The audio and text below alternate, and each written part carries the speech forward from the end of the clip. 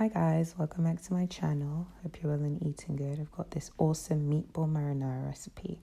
Before I get into that, I wanted to show you guys my new website, foodwithdom.com. So if you didn't know, I'm also a private chef, okay? And you can go to my website here and, check out my availability, contact me, check out the About Me section to get a little bit about me and what I do. I'm really excited for this and it's new. I only just launched it, but I really wanted to share this with you guys. You can also access my blog on there as well, so some of my recipes, and you can go to contact me and get in touch with me, okay? So let's get right into the recipe. You'll just need some beef and pork mince. I have all the measurements on my blog. It's Parmesan cheese, parsley, onions, basil, love basil.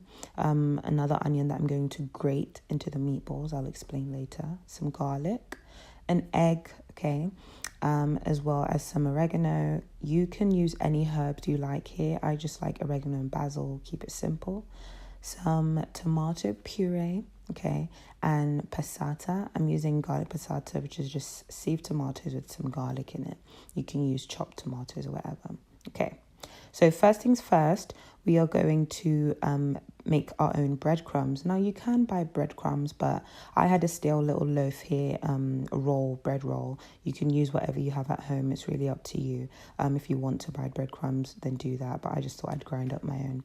So in a food processor, just blitz that up, okay, until it's a nice, it doesn't have to be too fine, to be honest. If there are chunks in it, it's okay because it's going to soak up all the juices and make everything nice and tasty.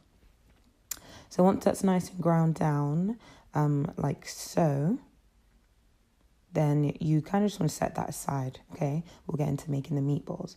So into the meatballs, you want to grate in some Parmesan cheese. I just have a block here that I'm going to use a microplane to grate in. But Parmesan cheese gives that lovely umami, a different kind of saltiness, some extra flavor. If you don't want to do this, you don't have to, but I really recommend it. The next thing I do is I grate the onion into my meatball mixture. Now this creates a puree and it tenderizes the meat. It goes into the meat way more than if you would just chop up some onions. You could just blend this with some water in a processor or a blender, but I just like using a microplane. I then add in the breadcrumbs, an egg, which will bind everything together.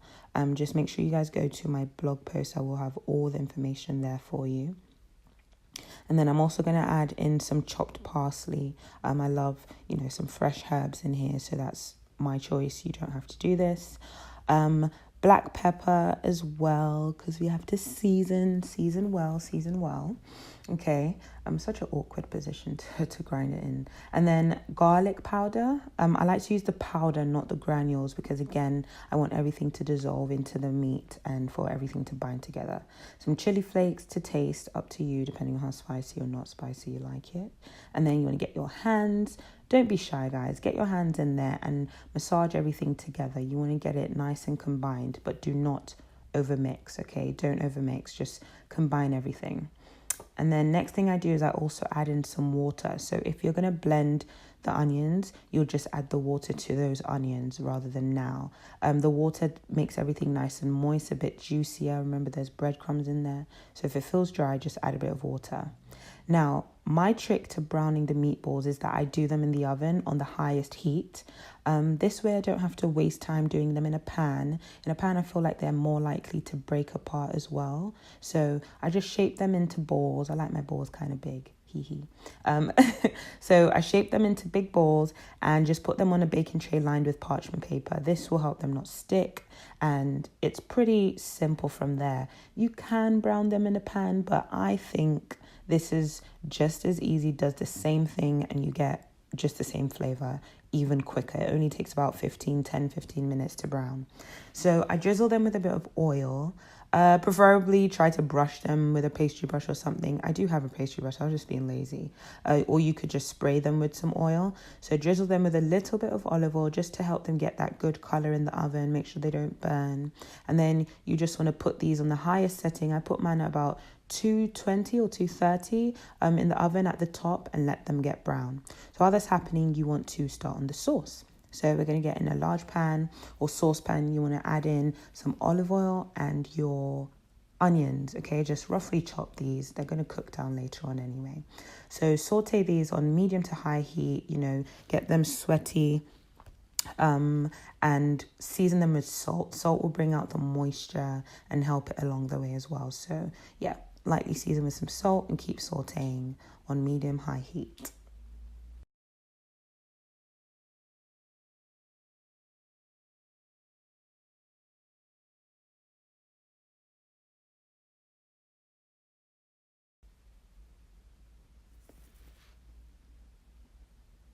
Okay, so next I'm going to add in the garlic. I like a lot of garlic. I can't even tell you how many cloves I put in here, but I'm going to put it all in my blog post on my website. So now you can access my blog post, foodwithdom.com. It will no longer be on WordPress.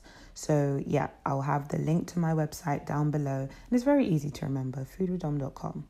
So look, it's only been about 5 minutes and look how brown the meatballs are, okay? I'm going to turn them over and put them back into the oven so the other side can brown. It literally took about 5 minutes. I'm showing you because remember we started the onions at the same time. So the same process, same thing, it takes no time at all. Next, you want to add in your tomato puree to the onions. You add them in now so you can toast the tomato puree. You want to get that raw edge off. So just stir that on high heat, making sure you kind of let that cook on its own for a bit. I forgot to show that I added in some sugar, which will balance out the tartness because tomato puree is a bit of a strong one. So next you want to add in your passata after about 3 to 5 minutes of the tomato puree toasting. I like using passata because it's smooth. If you want, you can use tomatoes, tinned tomatoes, canned tomatoes, chopped tomatoes, up to you. Add in some water. We don't want to waste any of those goodie bits. Move the camera. Okay, so you've added in the water and it's going to look a bit thin, but don't worry, it'll thicken up once it cooks down. I add in about a tablespoon of oregano.